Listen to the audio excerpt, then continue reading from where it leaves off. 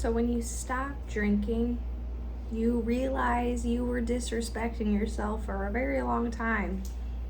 And in this society, it's very normal to do essentially self-harm because it is poison. It does make you feel cruddy. Otherwise, there wouldn't be sayings like boot and rally, the hair of the dog that bit you.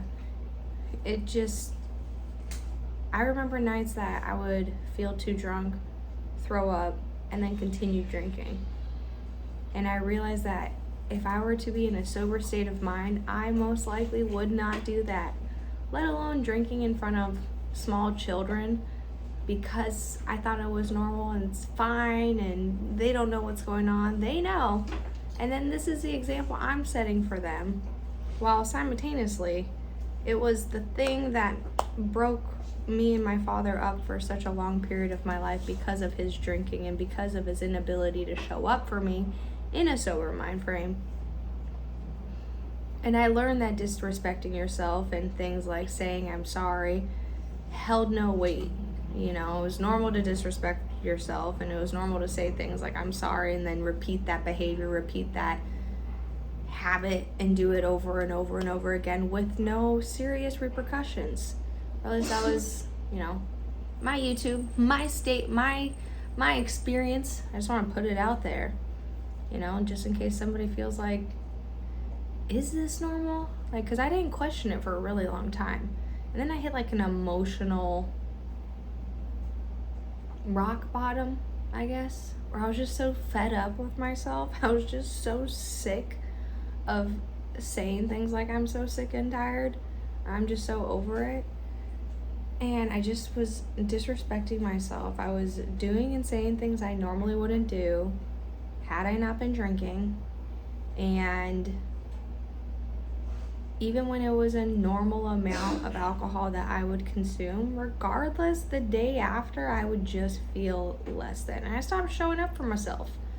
I stopped going to the gym. I stopped going on walks. I stopped going outside. I would just be like a little hermit crab and would just order in DoorDash and eat cruddy food and have pointless conversations and spend so much time and energy and resources, and all for what?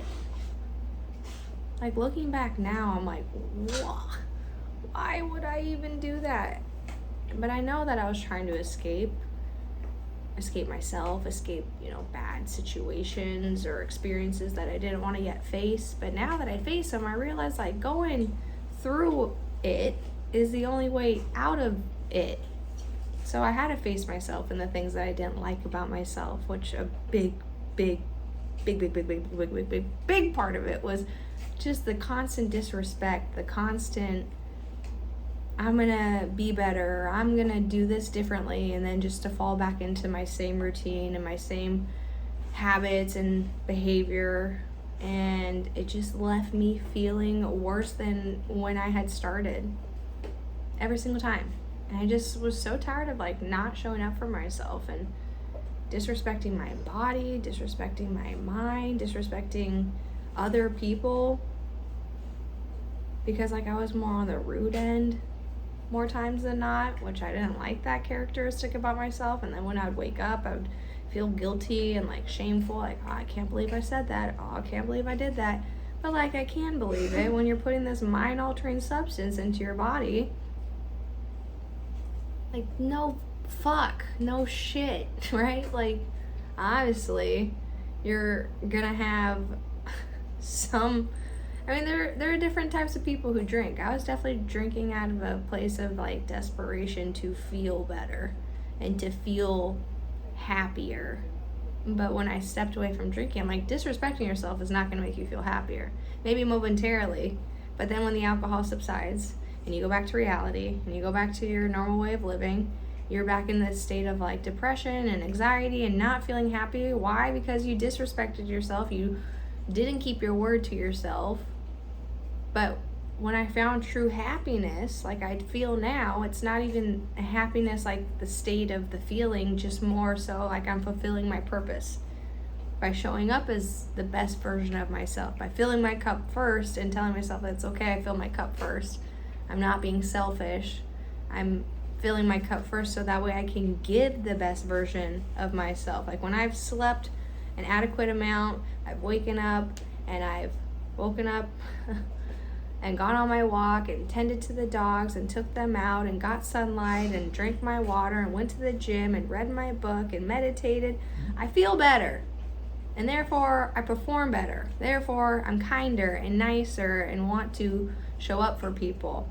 But had I not done all of those things, had I had a shitty night of sleep and I didn't wake up and I didn't go outside and I didn't get the sun and I didn't drink water and I didn't meditate and go to the gym and walk, I would probably be a little bit more irritable. I mean, I've seen it because I'm like, oh, I gotta get straight to work. All right, today's gonna be different. Like, I'm just gonna start there and then I'll do all that stuff later. And I don't end up getting to it later because the chaos of the day hits. So it all starts with respecting yourself. Respect yourself enough to not poison your body. Respect yourself to do the things that you know you need to do early in the day. Get those done, right?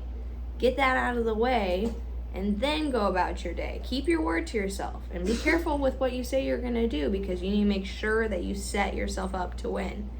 And a good way to go about doing this is set small goals. Like, it may seem silly, like, oh, I'm gonna go to the gym once this week. But when you've gone such a long period of time of not going to the gym, it happens a lot. Like during New Year's, people are like, I'm gonna go to the gym 5 times a week, I'm gonna learn Mandarin, I'm gonna jump out of a plane, I'm gonna learn how to skydive, I'm gonna do a marathon, and then I'm gonna freaking do a triathlon. Like, all these crazy, amazing goals. But when you go from I haven't gone to the gym in over a year to I'm gonna do all these things, you're gonna find yourself in a state where it's like it's not obtainable. Like, you have to work your way up to it. So rather than go a whole year without going to the gym, start with I'm gonna go to the gym for a week. And then once you've done that for like 4 weeks, be like, all right, I'm gonna go 2 times, or like push yourself, I'm gonna go 3 times. But make sure you're doing the things that you set out to do so that way you can build up that confidence within yourself. You could build up that, yes, I'm gonna do it because I know last week I did once, this week I can do 2. I'm gonna make time, I'm gonna prioritize it.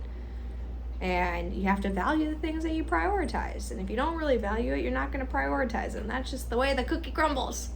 So I value not drinking and doing drugs. Therefore, when people ask me to drink and or do drugs, I'm like, no thank you, sir, ma'am.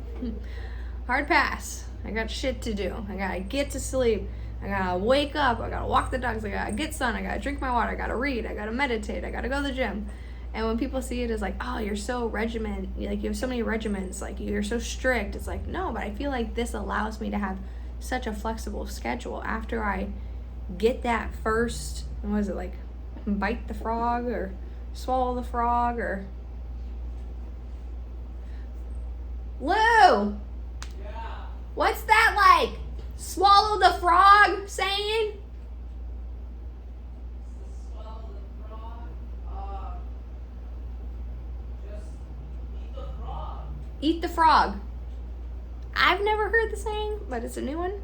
Eat the frog early in the day. I can't see any. I would not eat a toad. Yeah.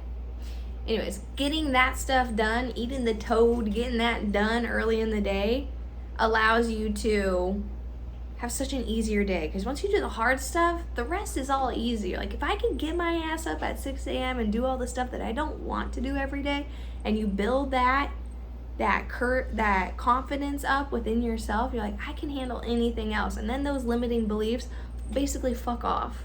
And you're able to do so many other great things. And that's what I think the power of sobriety does, is you respect yourself, you keep your word to yourself, you are your biggest supporter, and you show up for yourself in a really real way. And nothing feels better than that. Nothing makes you happier than fulfilling your purpose. And then happiness is just a byproduct of purpose. Like, when you really look at it that way, you no longer need this mind-altering substance to feel happy. You're just in a happier state because you're like, yeah, I got done today what I needed to do. I ain't disrespecting myself. Not today, Keisha. Anyways, that was just a random thought that I was having. Wanted to share. If you like this video, like it, comment, subscribe. And if you want to join a community where we have conversations like this, click the link in the bio. Bye.